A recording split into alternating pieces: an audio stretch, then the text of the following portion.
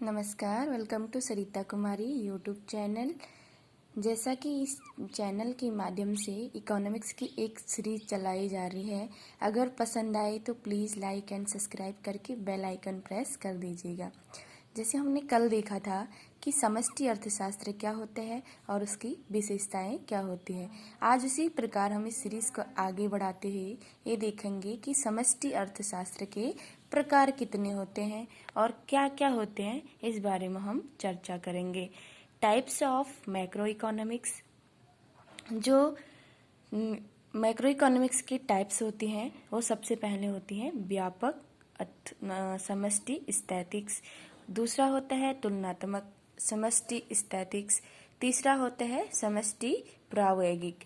तो जो ये मैक्रो इकोनॉमिक्स हैं इनको 3 भागों में डिवाइड करा गया है। पहला कौन सा है? व्यापक, जिसे क्या बोला जाता है? व्यापक समष्टि अर्थशास्त्र या फिर समष्टि स्थैतिक, मैक्रो स्टैटिक्स। जो पहले वाला व्यापक समष्टि स्टैटिक्स है ये मैक्रो स्टैटिक्स। दूसरा है हमारा, दूसरा जो टाइप्स है उसको वो होता है कि comparative macro statics, comparative macro statics. तीसरा होता है डायनेमिक मैक्रो डायनेमिक स्टैटिक्स।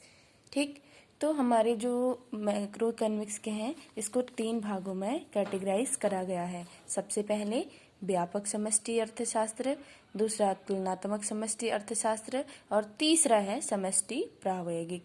अब हम थोड़ा सा जान लेंगे कि व्यापक स्टैटिक्स या फिर मैक्रो स्टैटिक्स होता क्या है।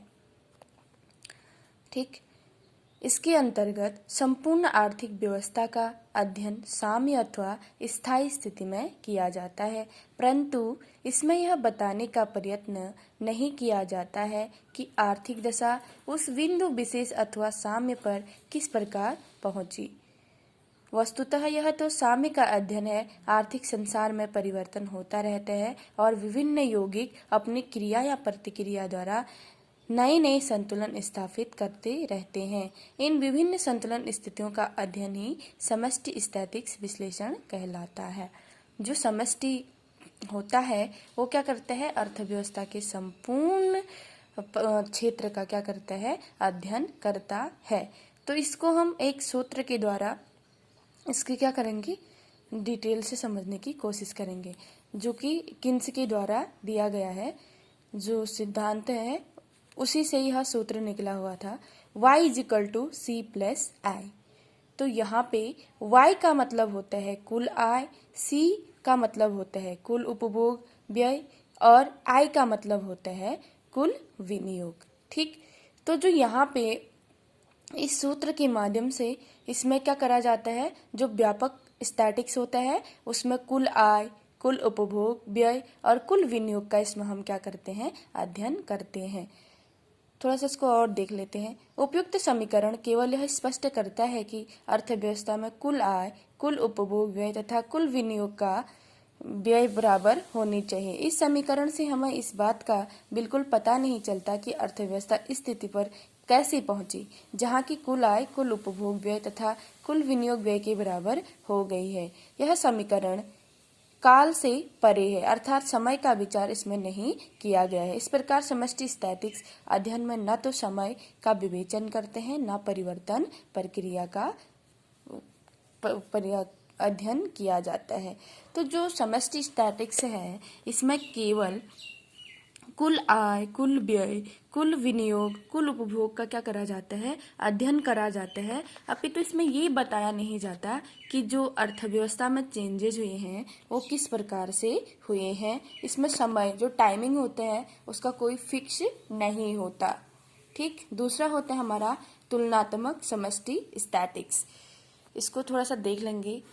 आर्थिक व्यवस्था में परिवर्तन होते रहते हैं, परिणामतः वह कमी स्थिर नहीं रहती। अर्थव्यवस्था में इन परिवर्तनों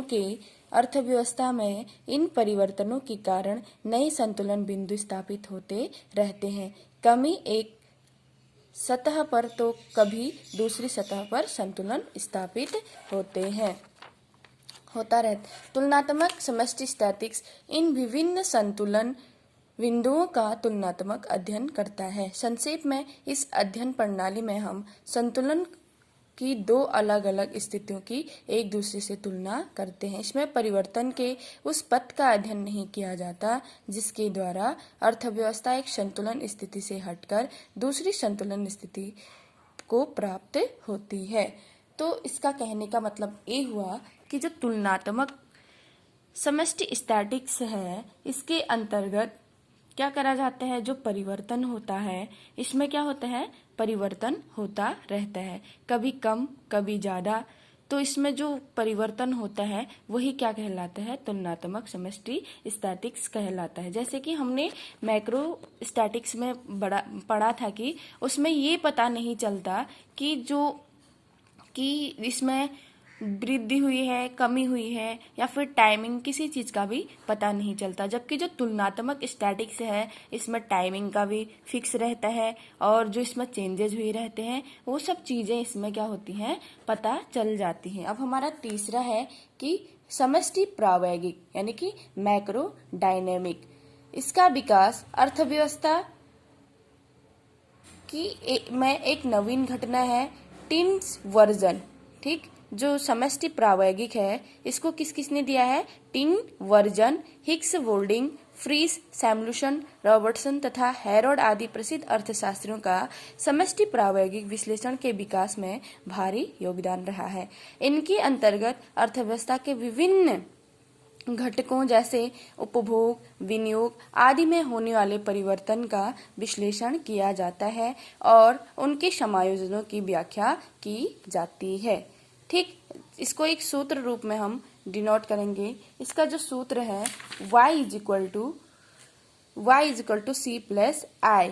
ठीक, वही जहाँ पे y का अर्थ क्या होता है, y मीन्स होता है कुल आय, c मीन्स होता है कुल उपभोग व्यय और y इसमें क्या होगी, इनकम को भी इंक्लूड करा गया है। तो जैसे ही इसमें समष्टि प्रावैगिक डायनेमिक एक शब्द आया है प्रावैगिक, जिसका अर्थ होता है कि जो ये निरंतर चलती रहने वाली प्रक्रिया। जो समष्टि प्रावैगिक होता है, डायनेमिक मीन्स होता है कि गतिशील, कि इसमें कभी न कभी कुछ न कुछ परिवर्तन होता रहता है और जो हमारी अर्थव्यवस्था होती है वो चलती रहती है। कभी अर्थव्यवस्था में वृद्धि होती है तो कभी कमी होती है। इसीलिए प्रावैगिक मीन्स होता है कि जो समष्टि अर्थशास्त्र है, जो तीसरा इसका टाइप्स है, ये क्या है, प्रावैगिक यानी कि डायनेमिक है और ये गतिशील है।